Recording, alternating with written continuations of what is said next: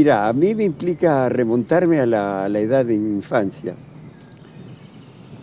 Cuando, según Rafa Labourdet, a mí se me ocurre hacer un libro a través de cultura que en la municipalidad, que no sé si en ese momento era Albertí, Julio o el PB Pintos, no me acuerdo en qué época era. Porque al tener 80 años no quiero saber nada de cuánto pasó del tiempo atrás, porque por ahí pasaron 50 años y yo hago el cálculo de 80 más 50, 130, no llego ni por puta. Y además va a ser rápido, veloz, como me ocurrió. Entonces cuando Rafa me dice de eso, a mí me encanta, Mono, que hiciste un libro escrito por platenses, que se llama Contemos la plata para saber cuánto valemos. Ya que en este mundo donde uno parecería valer por lo que tiene y no por lo que es, nosotros para saber cuánto valemos vamos a contar la plata. Y entonces yo en el cuento, yo nací en Melchor Romero, fuera del ámbito de la locura, no tengo nada que ver con la locura, porque todos me decían, ahí viene el loco, no tengo nada que ver con la locura, yo vivo del lado de afuera, de los cuerdos, Hiroshima, Nagasaki, desaparición, muerte, tortura, hambre, no tengo nada que ver con la locura, estoy de este lado.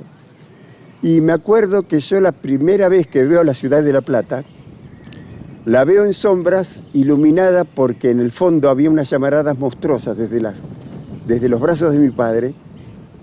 Había una llamarada monstruosa que era el barco San Blas que había explotado y que estaba acá, ahí. Esto se llama Las Cuatro Bocas y allá estaba el barco San Blas que estalló, fue una cosa. Entonces ahí descubro a La Plata en sombras y atrás las llamaradas del San Blas.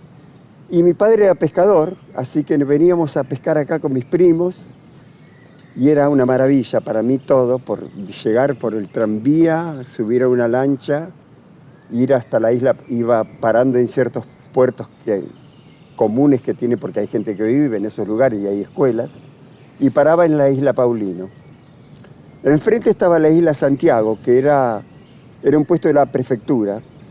Entonces no se entraba, no era como ahora que se entra por atrás, ¿viste? Y hay casas y un lugar muy lindo.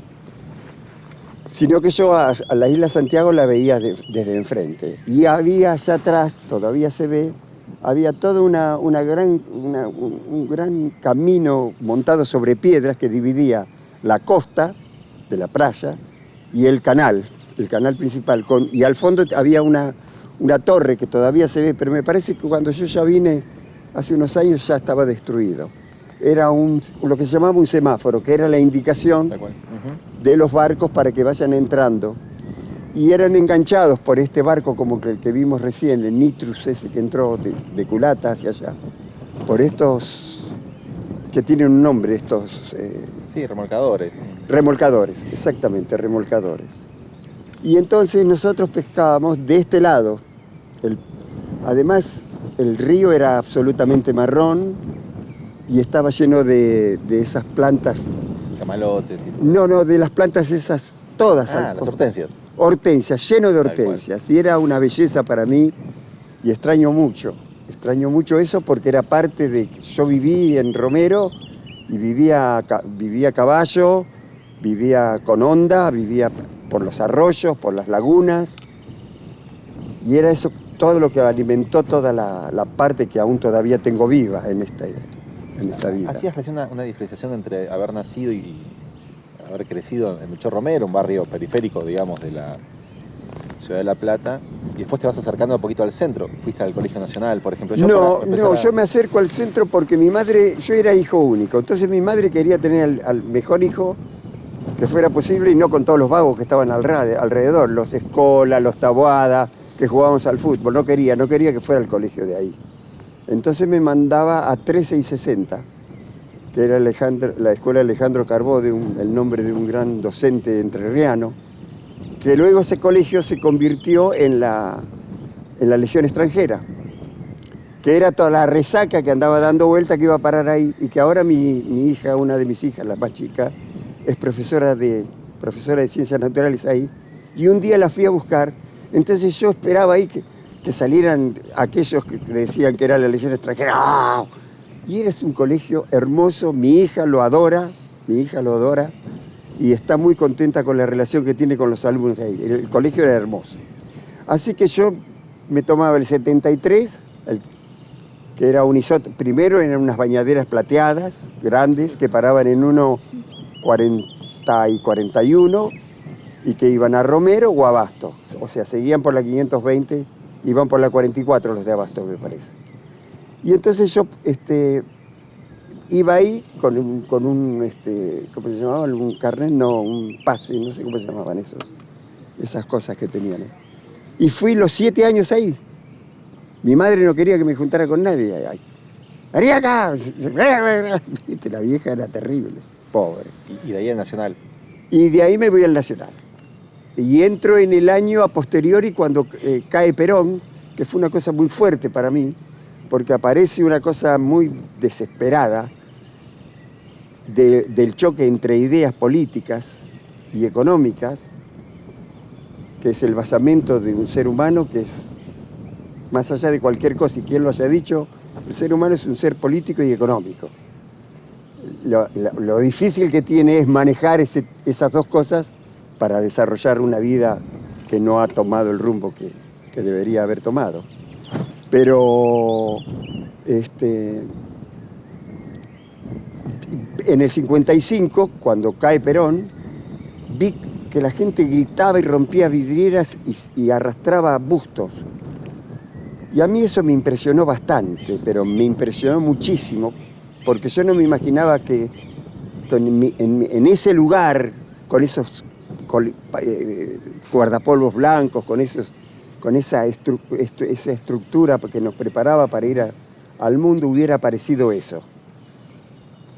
Y entonces eso a mí me sacó un poco la cabeza, me jodió muchísimo, y siempre con el Nene Mux, yo recuerdo un poema de él, que siempre lo digo cuando hago el espectáculo, contar poesía, que se llama Cuaderno Escolar, y que a mí me parece definitorio con respecto a lo que pasé ahí en ese momento, que dice, el poema dice, Cuaderno Escolar, hay arañas indecisas dudando en la caligrafía, hay demasiado historias como para aquel cachorro de perro de hacedor de versos les encontrara algún sentido. Pero al abrirlo y sentir el olor a la tinta apagada me he vuelto a ver, de pie, junto a la silla de mi madre, ella tratando de enseñarme a dividir, yo comenzando a llorar porque no entiendo. Y en definitiva para mí fue un llanto, porque fue un mundo que yo no entendí, ese, no el de la división, sino el de la división humana, que es lo peor que puede existir. Acá está el resultado del mundo que estamos viviendo. Y entonces ahí me voy al Colegio Nacional, que los anteriores que estaban en el Colegio Nacional se habían recibido con 4 o con 6 por la caída de Perón y despelotes que había visto en la educación y todo lo demás. Y yo entro, pero tengo que dar examen. Así que entro al Colegio Nacional, doy bien el examen y hago primera 15, segunda novena, tercera décima, y ahí quedo libre. Entonces mi vieja me dice, bueno, hay que lograr. Así que me puse a trabajar probé en algunas oficinas que había acá de buscar documentos y ese tipo de cosas en la calle 13, alrededor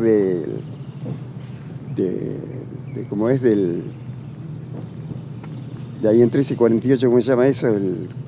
13 y 48. Sí, ahí. Un espacio administrativo. Sí. No, ahí hay una cosa que tiene que ver, tribunales. Tribunales, sí. Tribunales. Entonces había muchas oficinas. Y a mí no me gustaba porque lo único que me sirvió fue para descubrir una gran novela de un tipo que se llamaba Cronin, me parece que es Cronin, que el libro se llama Las estrellas miran hacia abajo, que son los chicos que trabajaban cuando aparece el industrialismo y los ingleses empiezan a mandar a todos a buscar carbón, y ahí van los chicos también. Cronin se llamaba el tipo ese. Y no me gustó nada todo eso, nomás tomar el micro, de andar con saco, esas cosas que no me gustaban mucho. Así que me empleo en una estación de servicio en 520 y 139, con un tipo fantástico que se llamaba García. Yo ahí arreglaba las cubiertas, hacía cargamentos de la nafta no tanto, hacía cubiertas, o sea, camiones, autos, y además arreglaba las suelas de las botas de los medianeros italianos que había en esa zona, porque no iba uno a comprar una bota, sino que se arreglaban ahí. Y laburaba hasta los sábados a la noche, donde siempre a la noche, los sábados, terminamos jugando al ajedrez con García. Pero mientras tanto, llegaba a casa y todos los días yo cobraba. Y esa plata me la pedían a veces mi padre, cosa que a mí me alegró muchísimo. Y yo lo tenía en un libro de Loedel, de física, que era una de las materias que me había dejado colgada. Cuestión que voy a dar el examen, y había como 400 vagos que querían recuperarse de las pérdidas del año anterior. Y creo que entramos 4 o 5 nada más. Fede Flújar y Pérez Alzueta y algunos otro más. Y entré a cuarto primera y a quinto primera.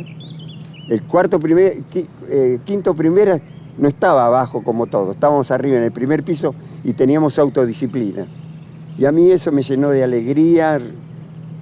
Tuve un profesor que se llamaba Sica de cultura, no me acuerdo cómo se llamaba eso, que dábamos clases afuera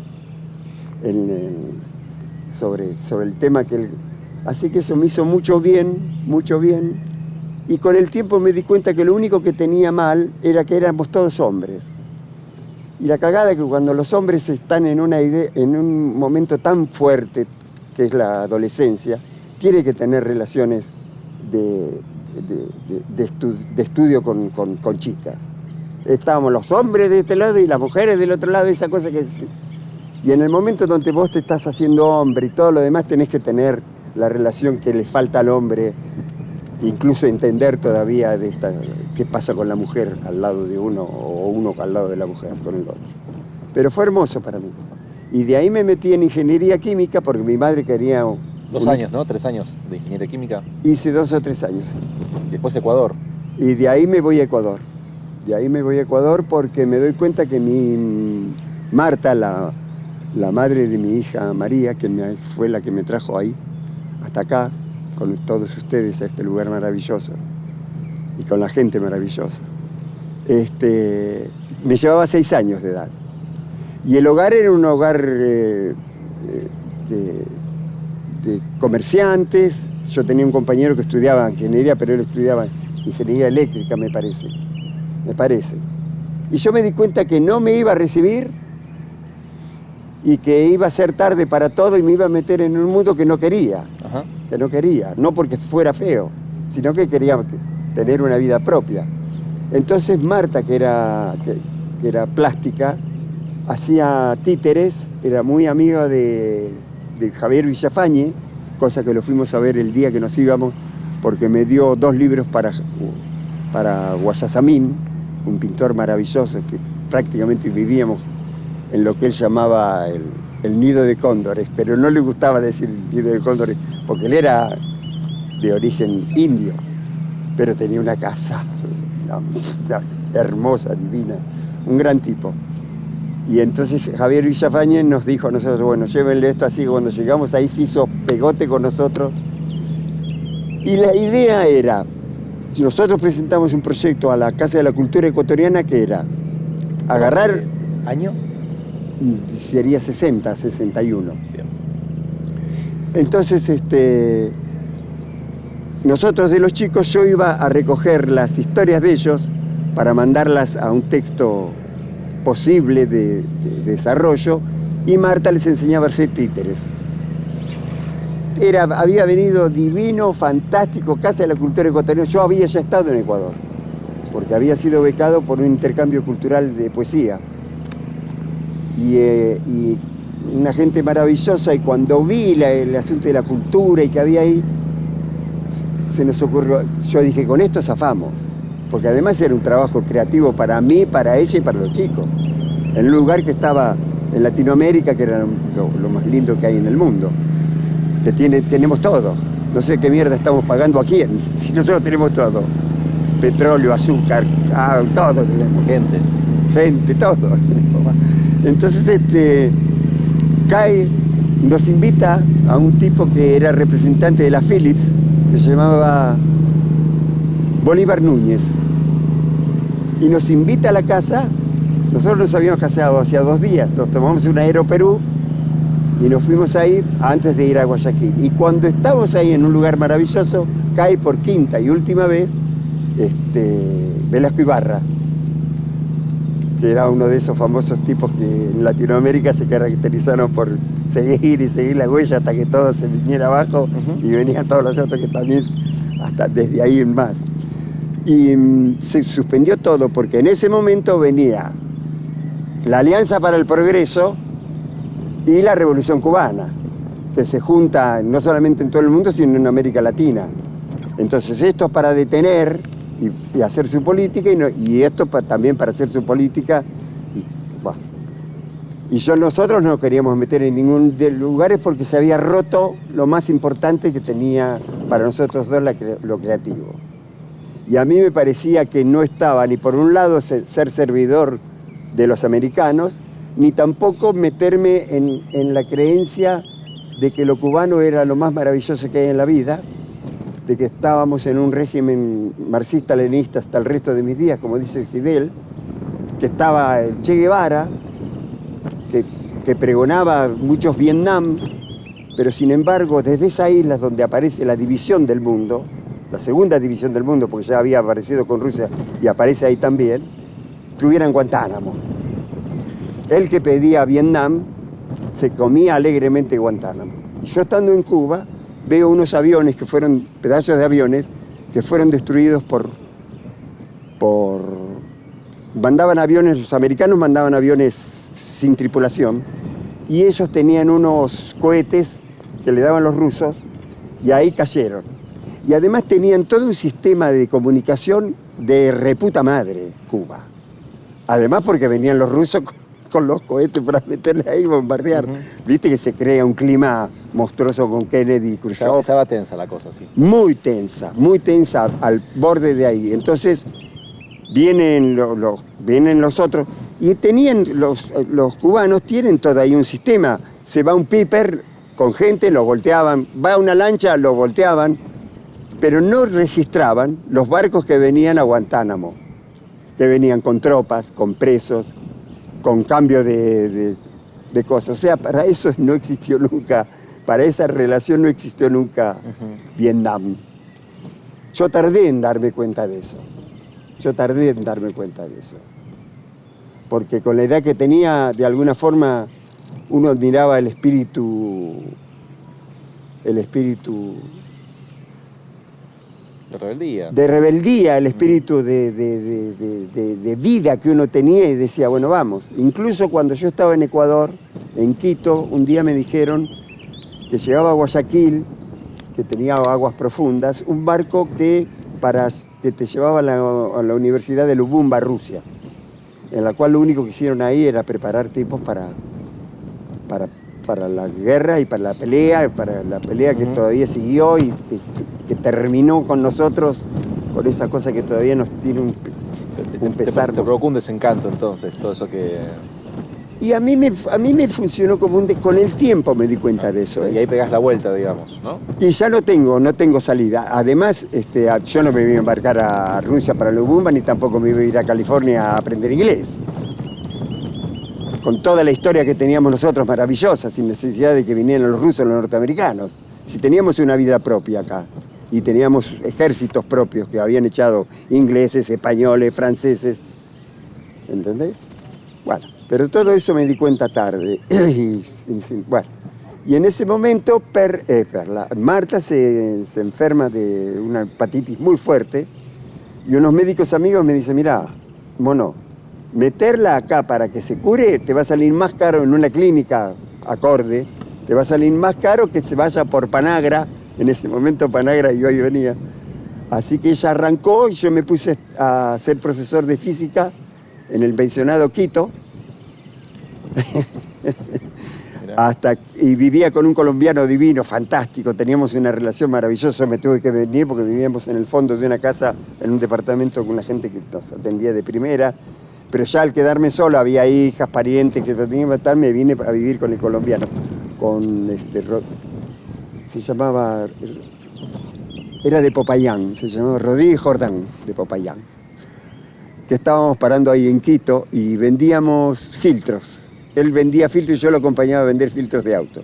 Y tenía mis cursos de física. ¿Cómo asociamos o cómo podemos llegar a toda esa experiencia latinoamericana, Ecuador, Cuba, a ser hoy uno de los actores más reconocidos en la ciudad de La Plata? Porque, corregime, vos en los 70 te vas acercando, ¿no?, al ambiente cultural. Antes también, pero digamos, más de un punto de vista comercial, digamos, ¿no? Empresarial. Sí. ¿Y cómo aparece después el actor en todo lo que estás contando? Digamos? Mira, lo que pasa es que, bueno, vuelvo acá,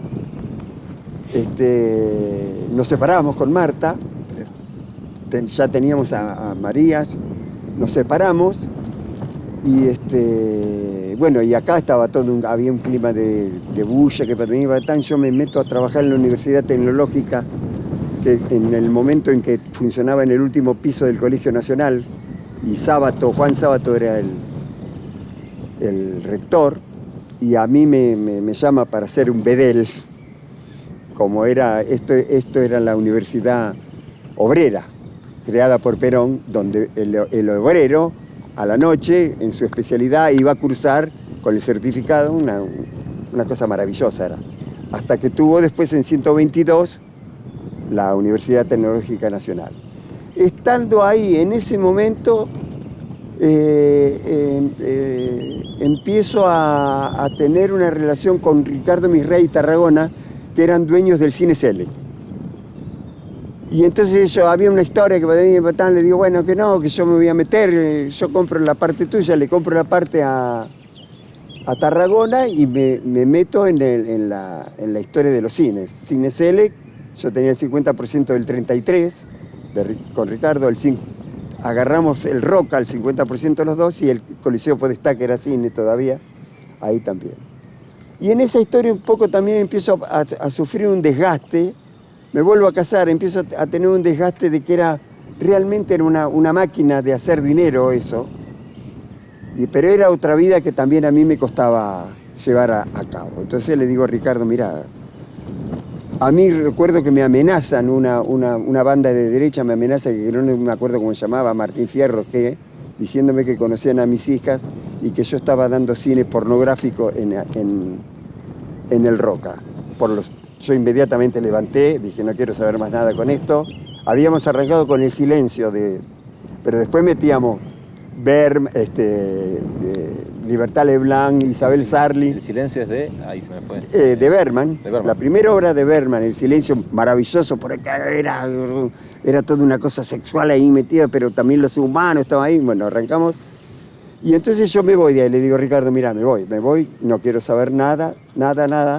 Mi hija estudiaba en el colegio Anexa y entonces estudiaba en el primario.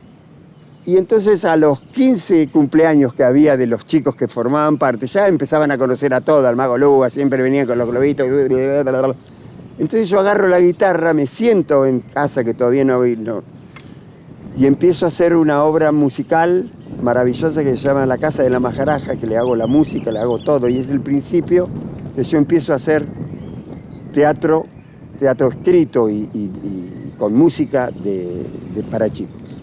De ahí nos vamos a Macondo, estamos un año en Macondo, de ahí viene un tipo de allá de este lugar, de Villa Gesell. En esa época cuando entrabas había un plato volador inmenso así que se llamaba, ese lugar se llamaba Conca, tenía un nombre, era un plato volador de un tipo de La Plata y nos invita a nosotros a hacer el espectáculo ahí. Así que nos vamos con todo pago ahí a trabajar y ahí arranca. Y una vez caminando por Diagonal 80, me encuentro con un actor que me dice, Moro, dice, mira, me voy de la comedia porque me voy creo que era de Mar del Plata, o algo por el estilo. Me dice, anda, que hay un elenco larguísimo, inmenso, y le digo, bueno, voy allá, hablo con él, con Yuri, Constantino Yuri, un resiller, divino el viejo, me dice, bueno, pero yo tengo toda la gente. Iban a hacer una obra famosa de un italiano, muy conocida y bastante gastada en el hecho de que se hacía mucho en Mar del Plata, en La Plata, y de ahí nos íbamos a Mar del Plata. Le digo, ¿pero cuántos son? maestro. Pero alguno va a levantar. No solo que no levantó ninguno, sino que no se le aprobaron porque era un buen gasto de guita de puta madre. Y hace 3 obras cortas de Juan Carlos Guiano. Entre ellas un estreno que se llama Pañuelo de llorar, de la cual yo trabajo con Monsalvat y una actriz más que no recuerdo cómo es, esa pobrecita muerta. Y descubro el mundo de la comedia, que es lo más maravilloso que le podía suceder a una persona. O sea, me convierto en trabajador. Porque el actor es un trabajador. ¿Ahí arrancás a subirte a escenarios? No, antes lo habías hecho, digamos. No, sí, lo había hecho, ya te digo, con las escuelas, con estas cosas de infantes. Y en ese momento viene Martín Dross y me dice, vení, porque yo no quería ir a Buenos Aires. A mí me gustaba que me llamaran. Pobre de mí. Pobre de mí. Así que él me consigue un puesto muy lindo de referencia en el Congreso de la Nación para hacer la obra de Juan José Yusit, que se llama, la que hace Solá, que mata, famosa obra, Asesinato en el Senado. Pero en ese momento yo entro a la comedia. Y Carlos Caramelo, un tipo que está sonando mucho ahora como en reportajes políticos y todo lo demás, y en algún momento estuvo trabajando con Aníbal Fernández, Carlos Caramelo arranca ahí en el Diario El Día con espectáculos. Y me viene a ver a mí. Y le digo, dice, ¿qué opinas de esto? Le digo, me encanta.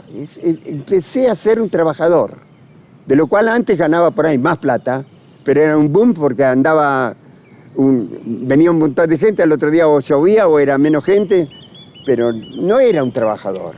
Ahí en la Comedia de la Provincia de Buenos Aires yo tomo el rol de trabajador.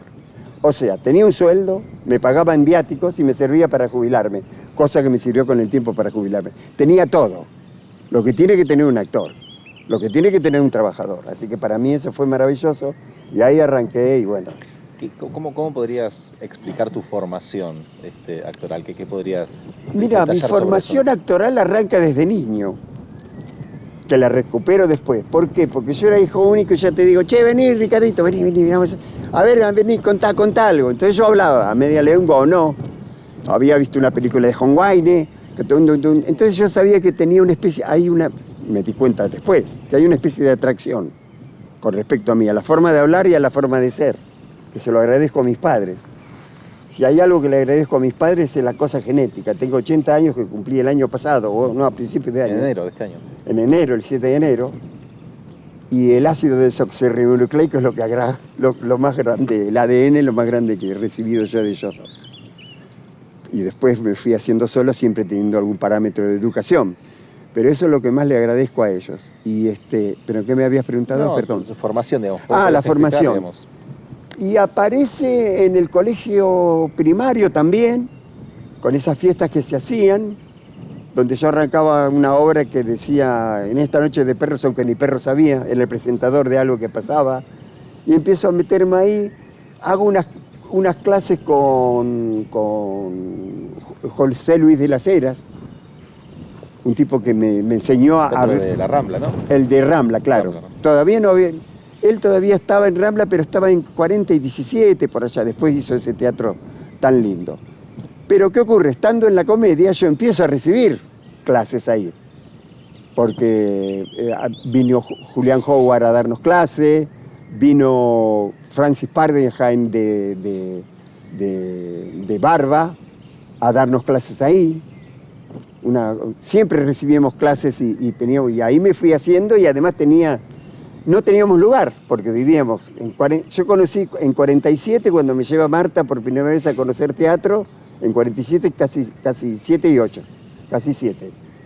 Después hubo una tramoya ahí que eso era una biblioteca, se convirtió era un lugar para vender y a la mierda terminamos trabajando en 49, 3 y 4 en el galpón. Y salíamos de gira. Y después, con el tiempo, va pasando el tiempo, se inaugura en Calle 12. Y un día me llama Tony Lorenzo y Eduardo Albano, me parece que también, y los compañeros, me llaman y me dicen, Mono, sos el que vas a inaugurar la Comedia de la Provincia de Buenos Aires en la Calle 12. Corte de Calle 12, yo ahí arriba, paca, hablando. entrando y preguntándole a un tipo que estaba de campera, le digo, che, el cura no viene. Dice, el cura soy yo. Le digo, bueno, bendiga. Bendijo, subo y la famosa historia. Bien, y ahora vamos a entonar las estrofas del himno nacional argentino. Y con todos los compañeros ahí técnicos. Tarararara, y arrancamos ahí. Y empecé a trabajar ahí también. No inmediatamente, ¿eh? A mí me llamó la atención que me hayan invitado, porque además fue una deferencia para mí, porque había gente grande que había curtido la comedia, y había tipos que habían salido cuando eso era una carpa. Así que para mí, para llamarme, fue una cosa que a mí me asombró, me asombró. Y por supuesto fue pago, también eso. ¿Entendés? Continué con mi calidad que nunca, en el profesionalismo nunca lo dejé de tener, de ser un trabajador. Bueno, no es que por ahí agarrás un montón de guita como ha pasado. Nosotros con Ricardo Mirrey teníamos Atenas, trajimos a Serrat por primera vez, la tuvimos durante 5 años. Trajimos a Serrat por primera vez, los Titanes en el Ring. Inauguramos con Aquelarre y Pescado Rabioso. Llevamos a Biglietti, a Daniel Biglietti. Todo lleno de gente, agarramos plata a los perros, una cosa divina. Y además, una vez, nos damos cuenta que no hay teatro comercial acá, porque el Coliseo Podestá no funcionaba y había mucho teatro, ¿cómo es? Sí, independiente. Uh-huh. Fue una época maravillosa, divina, que además a mí me encantaba traer ese teatro, que no había venido nunca. La primera vez que te vi, Ricardo, sobre tablas, fue en el 90 y pico, en Maluco, ni más ni menos, ¿no? Donde formabas parte de un grupo teatral emblemático, histórico, y que era, creo que no tenía ni 20 años, era productor de Nelly Buscaglia, ahí te conocí en Mediodía. Que vos claro, eras, que yo hacía el gallego. No, hacía el gallego, los martes iba, ¿no? Sí, incluso ibas a charlar sobre promocionar teatro, alguna cosa, a charlar, sí, una buena relación que aún continuamos con. Exactamente, pero me acuerdo mucho de los 90, porque ir a ver Maluco era, entre otras obras independientes en la ciudad de La Plata, un acto de resistencia, digamos, que había como una suerte de oxígeno que se respiraba apenas uno ponía un pie en ese teatro en el Princesa. Quiero básicamente pedirte que eches una mirada sobre esa época, qué implicó Maluco, qué implicó ese grupo, qué implicó obviamente Kiko García, ¿no? Imposible no mencionarlo. Sé que son muchas cosas, pero ¿qué recordás de esa época y qué implica para vos? Vistas desde ahora, ¿no? 2023 a aquella época. ¿Qué ves? ¿Qué observas? Mira, yo en esa época vivía en la calle, ya había hecho cine, bastante cine, estuve con compañías francesas filmando en Jujuy. Había estado acá haciendo una película norteamericana con un título, un autor, me parece que el autor era Piglia. Había estado la comedia que era maravillosa, y entonces un día Kiko García, que yo no tenía mucha relación con todo lo que había hecho él, que había arrancado con Vincent. Con Vincent y los Cuervos, luego va a Wojciech en 47, 5 y diagonal, y un día me dice a mi mono, dice, estoy buscando un lugar, escribí esto. Me trae un libro, yo vivía en 35, 9 y 10, me trae un libro, lo veo y me trae Maluco. La adaptación de Ponce de León, ¿no? La adaptación de Ponce de León, que él la hace porque había tenido 2 muertes, o una muerte súbita, y ahí dando vueltas alrededor en su cama, en la cama de la clínica, empieza a leer eso, y empieza a trabajar eso, y un poco también con Bernet. Y me dijo, toma, hacé lo que quieras, fíjate, decime lo que quieras, que para tener que esto que el otro. Así que me trae esa obra que yo dije, mamita, esto es una locura. Vino un día y me dice, vení, vamos a ver el lugar Río Negro, que estaba en 5, 49 y 50. Tengo ganas de comprar, de hacer alguna cosa ahí para hacer la obra ahí dentro, es inmensa. No pasó nada, y al poco tiempo un día me lleva él y Alejandro Sago, que fue el que, muy amigo de él, que además tuvo una relación muy fuerte con los negocios, porque creo que hasta ahora le decía la parte de visual de las pinturerías. Entro por 4 y me encuentro con el Princesa. Que lo primero que veo en el Princesa entrando en un árbol es un cono de un pájaro con el colibrí adentro. Que yo andaba en el campo y todo, pero nunca había visto un coso de colibrí, ni por puta, y estaba el tipo ahí. Y yo entro y el tipo me mira, y yo dije, esto algo tiene que ver. Tal es así que después con el tiempo con Valvidares tirábamos agua de las mangueras y venían los tipos a bañarse ahí. Así que bueno, entro ahí, entré a un lugar que dije, ¿y esto qué es? Yo lo único que tengo que hacer es escuchar y ver que... Y se arrancó con... Tuvimos 3 años ensayando. Entraron en el 90 y pico, ¿no? No, no me acuerdo. Ah, no me acuerdo. pero ya en los 90, sí. Sí, en los 90. Me parece que eran los 90, sí. Y bueno, fue una cosa de locura. Estuvimos 3 años o 2 años y pico ensayando con todos, con voces, cuerpo, con circo. Venía este chico que los otros días lo vi, de los hermanos Rivero, a trabajar. Venía un tipo que daba clases de estiramiento y todo lo demás ahí en lo que es ahora el espacio 44 de Gismondi. Así que venía a trabajar y un día aparecieron unas rampas y apareció una cosa por allá arriba y apareció un trapecio y al trapecio conmigo, soga, colgado. Claro, yo entraba ahí. Y el otro que me gritaba, ¡Juanillo! Sí, señora, que estoy. Y fueron 15.000 personas. Estuvimos creo que 3 o 4 años. Y con el tiempo me di cuenta que es una de las 10 obras que hay en el mundo, es una de las las 10 mejores obras que hay en el mundo. En ese momento no había el tránsito que empezó a ocurrir con Webby, con el asunto del periférico de objetos que empezaron a viajar a Europa. Esa obra era una locura. Bueno, vos la viste. Es una obra deslumbrante. Incluso sé de gente que iba a verla en distintos lugares. Claro, de distintos lugares. Fue una cosa deslumbrante hasta que, bueno, como todo director y como a Cantor que decía, a mí lo que más me gusta es mientras estoy ensayando, cuando ya arranco ya no quiero saber más nada. Dijo, bueno, acá hay cambio, así que empezamos otra vez a trabajar. Empezamos a armar en un rincón una cosa para hacer una obra. Pusimos las... ¿Hay que venir Canon Perpetuo después? Y ahí, no, aparece, sí, Canon Perpetuo. Entonces un día estábamos ahí trabajando y el gallego dice, descubrí el lugar. Entonces el teatro tenía esta cosa así. Tira a la mierda todo esto, estira para acá, lo hace más grande, enjaula ese lugar. Hicimos una obra que era una locura, que nos fuimos con eso, nos fuimos a España, fuimos invitados al festival de Villa Giardino, y lo digo porque para Córdoba y para el Teatro Nacional es una cosa muy importante, a inaugurarlo. Cuando nosotros llegamos a Villa Giardino, se arranca con la historia esta de lo que es el Dionisio. Todos borrachos, cantaban, pum, pum, pum. Y yo dije, cuando la gente entra a ver Canon Perpetuo, ¿qué mierda va a pasar? Nos van a prender fuego. Silencio sepulcral. Página así, el Diario del Interior, creo que se llama Diario, no sé. La Voz del Interior. La Voz del Interior, con una crítica halagadora maravillosa.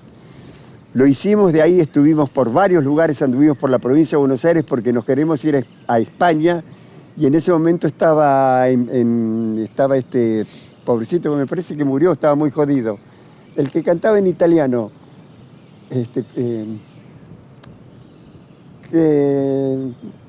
que tiene mi padre, el tema ese de mi padre. Piero. Piero. Estaba en Cultura y nosotros necesitábamos $10.000, que en ese momento eran 10.000 pesos.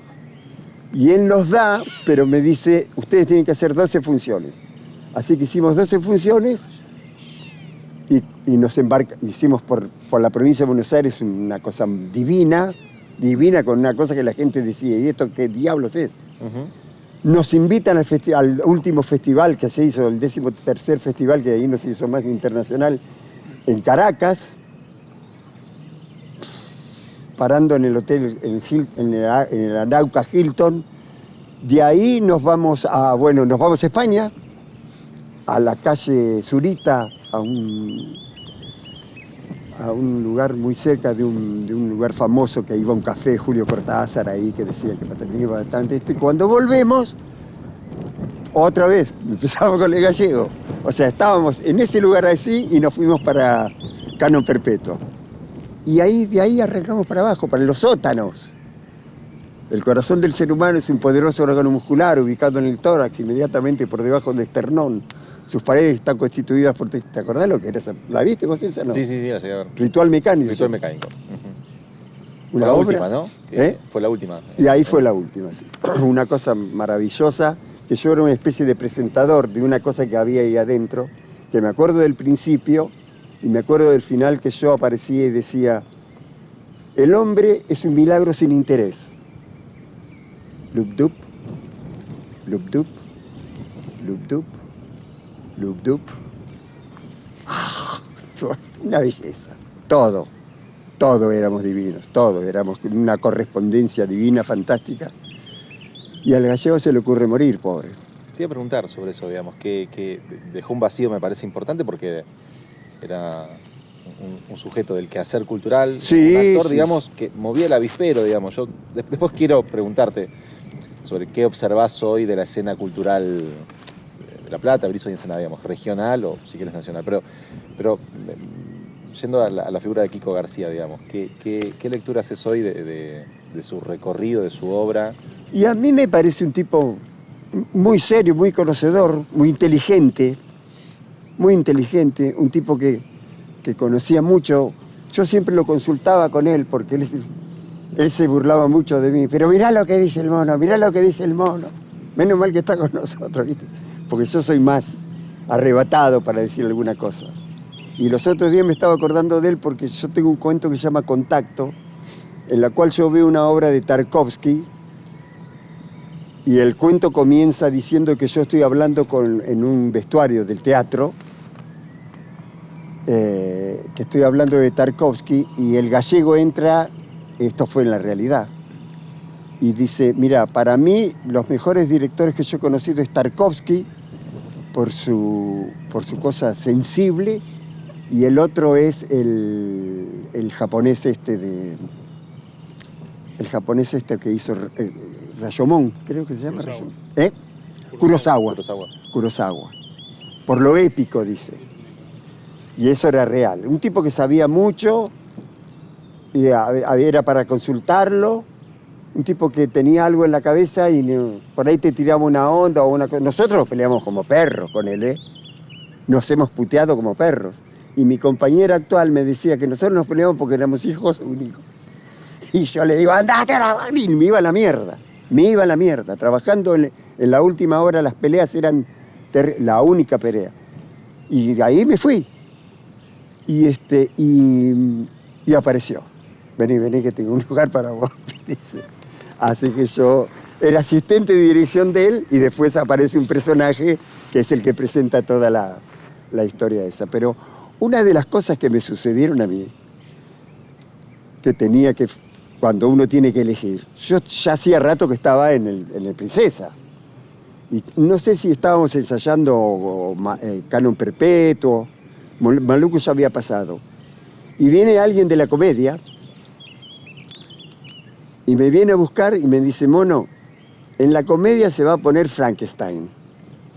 Quiero que vos seas Frankenstein. Yo creo que para un actor, o por lo menos para mí, hacer Frankenstein es lo más grande que podía existir. Le digo: escuchame una cosa, le digo a este muchacho. Si yo le digo al gallego que me voy a la comedia de la provincia para hacer Frankenstein, me mata. Primero porque había otro concepto distinto, no menor o peor, sino que era... A mí me puso... Elegí, y no elegí mal, porque luego... Pero me quedo... La vi, no me acordaba que ¿La terminaste haciendo vos? No, la terminó haciendo Juan Palomino. Ah, ok, bien. La terminó haciendo Sí, Juan. no recordaba Juan Palomino hacía un trabajo de puta madre con una puesta a lo largo, con las butacas a los costados, pues divino. No asociaba que haya sido. No. Pero yo no lo podía creer, pero además también que yo no podía ni dudarlo. No por lo que me dijera el gallego, sino porque yo, así de la misma manera que yo comprendo lo que me pasó en la comedia, que me doy cuenta que soy un trabajador, que me da manija para todos, que conozco gente extranjera.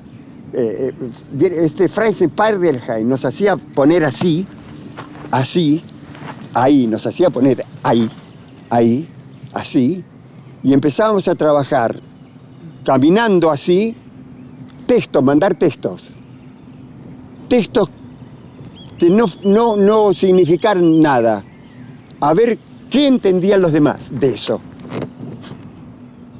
Una maravilla. Francis Pardelheim se llamaba.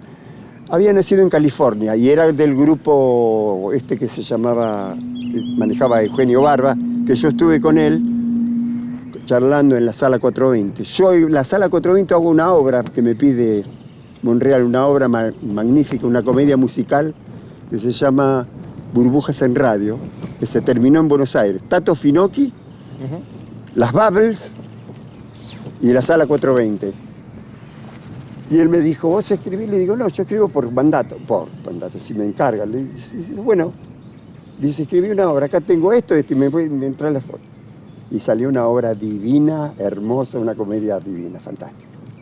Así que anduve por todos lados en el teatro. La última vez que te vi, decíamos recién la primera, fue en Maluco en los 90, pero la última fue en una obra de José Supera, Heredarás tu sombra, donde te vi adentro de una tele. O sea, tu intervención era dentro, lo cual podríamos empezar a hablar de lo multimedia, de las nuevas plataformas, las nuevas tecnologías, llegando al teatro. En realidad esto pasó mucho antes, pero digamos, ¿cómo me permite a mí esta cuestión muy, muy significativa? Vos, actuando desde una tele, ¿cómo te llevas con las nuevas tecnologías y cómo aparecen esas nuevas tecnologías en el teatro? ¿Qué mirada tenés sobre eso, digamos? A mí me encanta porque lo que tiene que ver, a mí me parece, ¿no? Es un objeto que tiene algo que ver con el desarrollo de lo más potente que yo conozco del teatro, que es el humano arriba. Ajá. Yo he visto trabajos en los festivales, trabajos de unos franceses con unos aparatos, con sombras. Vi a otros franceses que se llamaba Atención avec la marche, que es el teatro hasta abajo, el telón, hasta una parte así, y abajo gente caminando, distintas formas de caminar, que quiere decir cuidado con lo que camina, atención avec la marche, o observemos lo que camina o algo por el estilo. Y a mí me gustó cómo estaba ese personaje. Lo que tiene que ver hay una dependencia técnica muy importante con eso, que es a mí lo que si alguien lo va a usar, que lo use, pero bueno, pero en el cine haciendo eso uno también se va acostumbrando a ese tipo de cosas. Lo que pasa es que lo otro es más imagen, ¿no es cierto? Una imagen y un ser humano manejado por un director, que te dice, no, vení, vamos a hacerlo de vuelta. En cambio en el teatro no, es distinto. Pero a mí me gustó, y además me surgió, porque yo tenía 2 o 3 trabajos en ese momento. Y le digo, yo no puedo laburar. A mí Supera me dijo que vos tenés que ser, me dice esta chica, ¿cómo se llama? Maru Osafrain. La Maru Osafrain. Así que vos vas a entrar acá y te vamos a poner adentro de un televisor. Vos vas a entrar en el televisor. Y estás en la obra. Y estoy en la obra, sí. Yo iba todas las noches, porque me parecía irrespetuoso no ir a saludar y no ir a ver la obra, ¿viste? Tener esa cosa que separa. A mí me parece que no era una... Además yo estaba en algún lugar y venía... Te iba a preguntar, porque yo te vi el día del estreno o algo por el estilo, y pensé que ese recurso era en vivo, que estabas, no sé, en un sótano, en un camarín, haciendo ese registro, que no estaba grabado. Así que funciona. Mira qué loco. Yo supe, le dije una vez, ¿sabés lo que hay que hacer? Les digo, que alguien que prende el televisor y aparezco yo. como si estuviera en la televisión, hablando como si estuviera en vivo. Claro, bueno. Con Supera yo lo conocí a él porque un día Beatriz Catani me dice, escuchame, ¿vos sabés andar a caballo? Le digo, yo repartía leche a caballo, porque nosotros éramos muy pobres. Entonces a papá le habían dado unas vacas pampas, un paisano que se llamaba Torres en Romero, para que la ordeñara, que papá sabía eso porque también había sido pobre, y repartir con los amigos que ayudaban a papá, porque todos iban, entonces yo salía a caballo con botellas, con botellas que lavaba mamá con granos de maíz adentro para llevarlas. Y en esa, no sé por qué mierda estoy hablando de esto. No, ¿cómo habías conocido a José, digamos, y los caballos? Entonces andaba a caballo permanentemente, me encantaba, el caballo es una cosa que me encanta. Y ahora estaba armando una obra de teatro que no te lo puedo decir ahora, pero el anterior también, con Augusto Denis. El de ahora no te lo puedo decir porque está en Augusto Denis, claro. Y hace una obra y yo le dije a él, yo necesito un caballo. Necesito andar a caballo para meterme en el personaje. Conseguime un tipo que alquile un caballo y yo ando a caballo. Eso se fue posponiendo porque fue apareciendo el laburo y todo lo demás. Pero me dice la Catani, ¿vos sabés andar a caballo? Sí, le digo, no saber andar a caballo. Bueno, vamos a Guaminí, a un lugar que se llama Chapat, no sé cómo se llama en Guaminí. Paramos en una casco de estancia. 4:30, 5 de la mañana, sándwich de mortadela con queso, café con leche y arriba el caballo. Una belleza de puta madre. Y ahí lo conozco Supera, que él hace de un soldado. Íbamos a un ojo de agua a filmar ahí. Divino, el lugar divino, divino, divino. Y de ahí volvimos y fuimos a filmar a San Juan, otra vez a caballo. Y esto era todo lo filmado iba en una obra que se hizo en el Cervantes, paralela al desarrollo de la obra humana, diríamos, ¿no? Con los actores. Y ahí lo conozco a José Supera. Y Mario Safrain me dice, me llama, dice, mira, Mario, le digo, che, dice, si José Supera dice que vos tenés que ser el tipo, vos sos el tipo. Entonces aparece un trabajo que yo no podía hacer eso y no quería dejarlo. Y bueno, vamos a meterlo, no sé si fue de Mario Safrain o de Supera, que ya somos amigos de Gimnasia también, pobre. Pobre nosotros. Y lo primero que hace es anotó el hijo en brazos a los... Sí, tal cual. Qué castigo, pobrecito. Ricardo, yo te asocio más allá, bueno, estamos haciendo un recorrido por tu vida y obra, a efectivamente estar en cartelera, a ensayar y demás. También te asocio, corregime, a una bohemia preciosa, digamos, de encontrarte, de verte, en mi caso en particular, no sé, el programa de Nelly Buscaglia que mencionábamos recién, sí. Un viernes a las 12 del mediodía, sí. Y encontrarte 1 de la mañana recitando, de ese mismo día, ya sábado, recitando a Vallejos en el Café de los Poetas.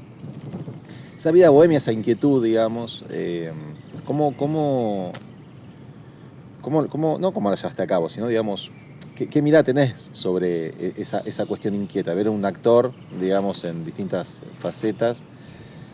¿Y cómo ves toda esta época actual también, donde quizás, ir a un café, por ejemplo, ¿no? Hoy a la 1 de la mañana e ir a escuchar poesía es lisa y llanamente imposible. Es algo que esté sucediendo y yo no esté al tanto, pero ¿qué mirada tenés sobre, digamos, esa inquietud tuya, digamos, más noctívaga, si se quiere, y en paralelo con una época, la actual, en la que, digamos, no hay mucho o parecería no haber mucho para discurrir? A mí me llama un poco la atención, pero lo que también me llama la atención, mejor dicho, no me llama la atención, sino que lo elaboro, es que soy un tipo conocido, que es como que decís vos, que es un tipo que anda dando vueltas por la cultura como hacedor, como integrador, como productor, cine, teatro, bueno, y entonces la gente va a verme, me parece que va por ese lado. Y segundo porque me imagino que toco temas que a la gente le llama la atención, que a mí siempre durante 30 años no podía destapar el ahogo que tenía con César Vallejo hasta que un día hizo toc y hice una obra divina que se llama Cejo Ballésar, que era maravillosa, me encantó. Y además, después seguí con ese tipo de cosas, porque además me gusta hacer poesía del nene Mux, hacer poesía de este chico de... Ay, por favor. Bueno. Pero no importa, digamos, pero lo cierto es que nunca quieto, a eso voy, digamos. Sí, ¿no? sí. ¿Y no crees que hay como, no sé, sí, suena un poco estigmatizante, como hay una chatura cultural, digamos que no hay muchos espacios? Porque además, corregime, tengo entendido que eras de interrumpir quizás algunos espacios a recitar, lo cual es una intervención cultural, sí, artística, sobre todo artística, sí, hermosa, digamos. Sí. ¿Qué opinión tenés sobre lo que observás hoy en día? Mira, lo que pasa es que a mí me parece que hay una invasión muy grande de teatros comerciales. O sea, esto del Coliseo puede estar por un lado y por el otro, el Metro y el de 43 y ese tipo de cosas que también le van quitando actividad, pero a mí me parece que yo he visto cosas y hay cosas maravillosas. Por ejemplo, hay una obra que se llama Ahumados, ajá, que ahora se reestrena, creo que el 5, puede ser. En breve. Acá sí, se estrena. Es una obra divina. Yo he visto obras de Vallejos que son muy buenas. Qué sé yo, no sé. Yo he visto cosas muy buenas de teatro. Y además hay una facilidad para agarrarse. Acá la ciudad se destruyó y esos ejes fundacionales que eran 51 y 53, que salían desde la provincia de Buenos Aires al puerto, donde salía todo para el mundo, se cambió la 7 y la 13 y ahora nos rajamos todo para allá. Y también vas a estudiar allá. Y entonces te dice, pero acá yo he visto en el galpón de 49, 3 y 4 una obra de Néstor Sánchez. ¿Néstor se llama? Sí, Néstor Sánchez. Omar Sánchez. Omar Sánchez. Néstor Sánchez también novelista. Claro. Sí, no, de Omar Sánchez. Una obra ahí, una locura, con una filmación, era divina. Otra que vi también con una apuesta de este chico que también falleció, que yo hice una película que se llama El Productor, con la dirección de Delía. Una apuesta también divina. Lo que pasa es que también es muy fuerte todo el celular, y eso no va a ser comparable con alguna cosa. O sea, ¿qué le das al tipo que ve por televisión lo que ve, que escucha lo que escucha, que mira lo que mira, para moverle algo? ¿Viste? Es una cosa muy difícil. Pero a mí me parece que hay una actividad de todo acá. Yo me acuerdo haber hecho cosas acá, teatro leído que inventó Roxana Aramburu y otra chica que se llamaba, tenía el hermano de él, era compañero mío del colegio primario, no me acuerdo.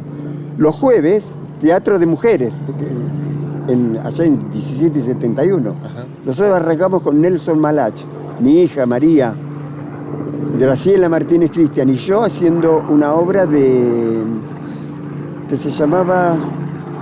¿Cómo se llamaba? ¿De Colecho se llamaba? Bueno, y un teatro leído, pero una apuesta distinta y además lleno de gente. Y después hice otra más, pero no solamente yo. Había una actividad linda, además hay una actividad en ese lugar. Pero ya te digo, a mí me parece que es muy difícil llegar a algo con algo fuerte, porque hay muchas cosas que son también fuertes para ver, y uno no puede comparar. No, la comparación no va, me parece que no va. Además, qué sé yo, nosotros hemos salido con la obra XX Variaciones Hamlet, además de la comedia, estuvimos 9 meses ensayando la obra, pagos, en otra sala. Y fue maravilloso, una obra maravillosa, una obra que iba creándose a cada momento, una locura, y la dimos en otros lugares también. A mí me parece que anduvimos para afuera también. Contar un Hamlet desde la cocina del palacio, de acá para arriba. Che, contame, andá a averiguar, a ver si apareció, si dice que apareció divina. Pero por ahí se cortaba. Y arrancaba yo diciendo el ácido desoxirribonucleico es una proteína compleja que se encuentra en la célula y que conforma todo lo que nos rodea. El ácido desoxirribonucleico, que es nada más y nada menos que el ADN. También estaba ahí adentro. En un momento entraba yo y decía, bueno, perdón, una moción de silencio. Y hacía pasarla.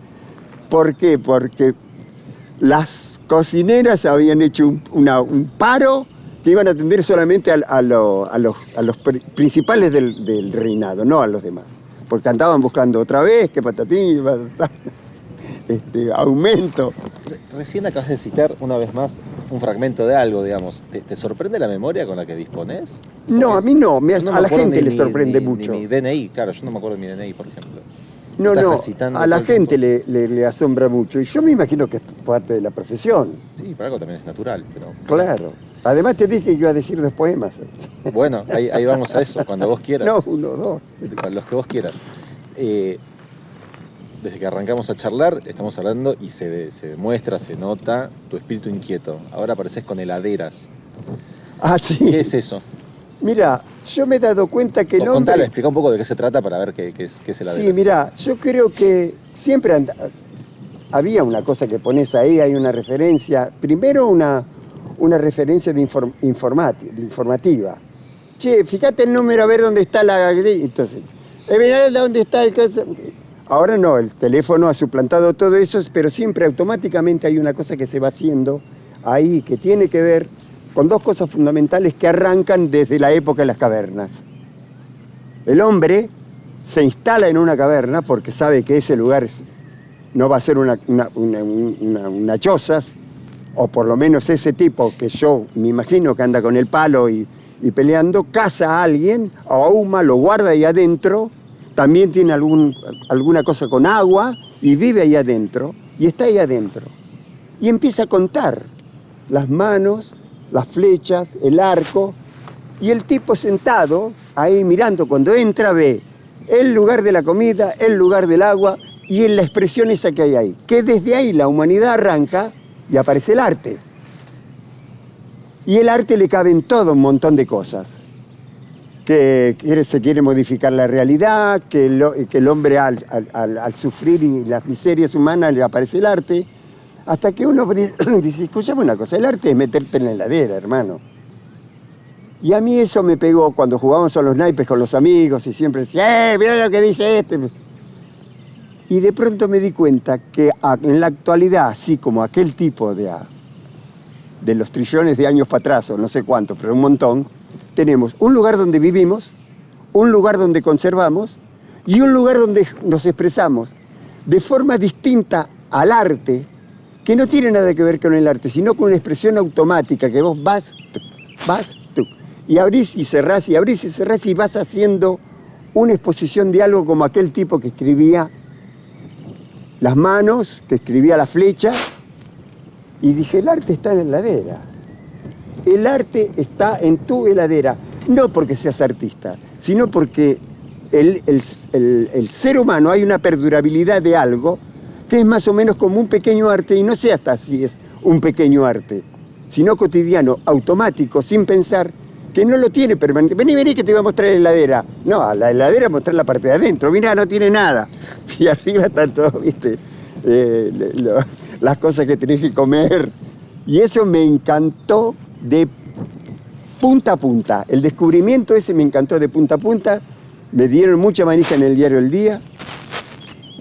Tal es así que no hay alguien de arte ahí que hable. Entonces me dice la chica, me dice, anda a hablar con Raúl. Yo trabajé 30 años ahí como freelance en el diario El Día, como crítico y de teatro. Entonces hablo con Raúl y nos quedamos 1 hora y cuarto charlando con Raúl.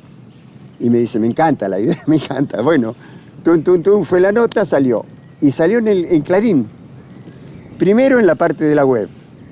Y luego en una nota. Así que todo eso está en marcha para inaugurar. Te iba a preguntar eso. Sí. Para inaugurar en septiembre o octubre. El primer punto de contacto de arranque es el espacio arte de Citibel, que se llama De Pura Madre. Luego venir acá, a algún lugar, tal es así como el subsuelo que tiene el argentino, o el mismo nombre que tiene el Museo Petoruti, porque la otra se llama Sala Petoruti, este es el coso Petoruti, y a mí me encantaría ir al Teatro del Mar. Me encantaría al Teatro del Mar, que hay mar. Pero bueno, eso es un trabajo que para la Armada no es de un día para otro. Hay que encontrar un fotógrafo que salga todo. La idea es hacer la expresión de la heladera entera. No sé hasta qué punto vamos, porque hay... Al usar la impresión, ¿qué tipo de impresión vamos a usar? Para meter eso, si vamos a usar esas lonas que se usan ahora montadas, o si van a ser, no sé. Pero hay una ebullición muy linda y yo estoy re contento con eso, porque de tanto dar vueltas descubrí eso, como cuando escribo un poema o escribí una obra o hago una música para algo. Ahora ya no, hace rato que no hago música para... Pero musicalicé muchas obras de teatro, de la comedia, una que se llama Una sombra en el pajonal, la musicalicé yo, además de ser actor. Una que hizo una obra muy, pero muy linda, muy loca, de un tipo muy conocido que se llamaba, creo que se llamaba El Malbón, algo de una planta en un malbón, que es un cementerio, un lugar que venden entierros para animales. El tipo tiene una jirafa. La música, yo trabajaba ahí, pero me llaman para hacer cine con los franceses y hago la obra esa. Después es la radio. Yo desde el año 62 vengo haciendo radio y en un momento a mí me llaman un grupo de sindicalistas que recién arrancaban allá lejos y hace tiempo. Arrancaban no con la actividad sindicalista, sino con el hecho de empezar a diseminar me dice, el negro Balcedo me dice, che, alquilé, yo nací ahí en Romero con él.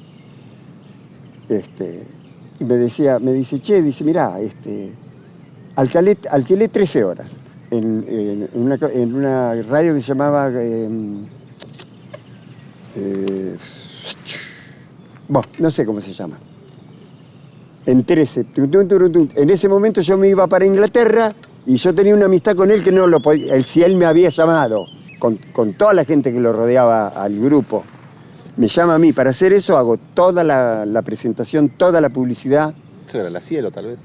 No, se llamaba, no, lo que es ahora la Radio 10, se llamaba Emisiones Platenses. Ah, claro, sí. Emisiones Platenses. Yo arranco, en ese momento hay una buena relación entre él y Raúl, así que el negro escribía de política que era recepcionada por todos los medios radiales y periodísticos de Buenos Aires.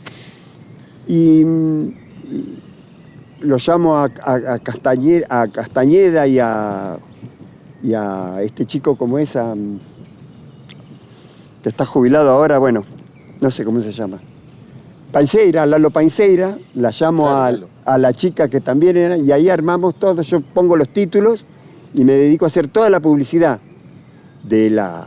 Pero también hiciste radio como un personaje bastante conocido en La Redonda. Claro, porque como yo arranco como Ibarlín en Ecuador, con la casa de la tía Carla, que lo hacía con Marta, y Argentina Hora 21, porque ellos nos dicen, si no dicen AM, PM, ahí arranco en el año 61, 62. Y un día me canso de Ibarlín, escucharme al Pepe siempre hablando lo mismo yo, no hablando lo mismo, pero en tono. Y dije, pues hombre, yo soy español hasta los huesos. Y he nacido en Murcia, que me trajo el gallego. Entonces inventé una historia hermosa que encaja, digo, ¿cómo se llama el gallego? ¿Cómo me llamo? Y el Chos, yo soy Chosno, del primer hombre que llega, que tiene la mayor parte del casco urbano de La Plata, que se llama Pedro Álvarez Gaitán. Pues hombre, yo soy ese. Y arranco con Pedro Álvarez Gaitán y la gente se emputeció y terminé trabajando con Pipo Geral, haciendo micros divinos, pero porque la gente, hablamos de otro deporte, del deporte de los barrios. El que jugaba la cabeza, el que jugaba la piñata, viste esa cosa, esos torneos que yo también como futbolista a los 14, 15 años recuerdo haber ganado una medalla o una cosa, bueno, ese tipo de cosas de información. Y termino con un programa que se llamaba La Fauna Platense, que era la relación de un tipo, invitado por supuesto, con algún animal. Ah, Y pues hombre, ya me pasó una cosa maravillosa con Nelly Buscalia. Entro, me dice, pasá Gallego, pasá, hola, ¿cómo estáis? ¿Todo bien? Bueno, estaba Nelly acá y había un tipo acá. Y le digo, pues bien, le digo, estoy fantástico. Le digo, ¿y el hombre a qué te dedica? Y me dice, pregúntale. Digo, perdón, ¿y tú cómo te llamas tanto? Ah, me parece, yo conocía, dice, mi padre era así, bueno, bárbaro. Le digo, ¿y tú qué te dedicas? Bueno, dice, vengo de dar la vuelta al mundo en bicicleta. ¿Cómo? Sí, había dado la vuelta al mundo en bicicleta el tipo, y había estado, pues hombre, ha viajado más que yo. Che, ¿alguna cosa? Dice, sí, ¿sabes qué? Dice, en Alaska, frío de mierda, dice, el frío terrible. Y otro dice, en el Sahara, dice, en el Sahara no había nadie. Yo voy con la bicicleta, chiqui, y veo una lucecita allá lejos. Y entonces me encuentro con alguien que me dice, yo te estaba esperando a ti, hombre, toma un té. Después salió con la mujer a dar la vuelta al mundo, en bicicleta, y lo hizo también. Un tipo de ahí de Diagonal 74. Un masoquista. Pero, no, Ricardo, antes de ir cerrando e ir a la última pregunta, ¿tenés ganas de recitar algo? ¿O lo dejamos para la próxima? Como vos quieras. No, me gustaría decir 2 poemas que están ligados con La Plata. Uno profundamente con un personaje de La Plata que es un perro y que dice: sos el único animal que se murió en un diario entre historias humanas. Un viaje a Venus, una duda que persiste y el agua que amenaza de nuevo. Sin quererlo, nos devolviste el fondo de la casa, un berretín, como dijo Roberto, o la ciudad con estirar las piernas hasta el río. Es que Carniquicho daba un poco de gracia a tu cuerpo de cajón sin ninguna manzana. Por eso desde cada rincón de la ciudad, desde cada ministerio, en esa foto tuya, largo a largo como en sueños, hay algo nuestro. Por lo inevitable, digo. Y el otro también es divino, fantástico. Pues están escuchando, todo es divino lo que estoy diciendo. El otro dice, yo recuerdo un día que me encontré con Luis y el viento no dejaba de parar. Los árboles, los tiros de siempre, no sabían que caminábamos debajo de ellos por la vereda, las baldosas de siempre, y lo planeamos todo. Al otro día le contamos la idea a Omar, a Carlos y a Mariano, en la casa de Mariano, una vieja casa de hijos y madera. Mariano tomó un viejo cortapapel mexicano y dijo, bueno, me gusta, hagámoslo. Nadie supo más. Pero al cuarto día estábamos todos detenidos en la comisaría de la calle 53, mientras pensábamos en el viejo cortapapel mexicano y en la gente que siempre, nunca, nada comprende. Muchas gracias.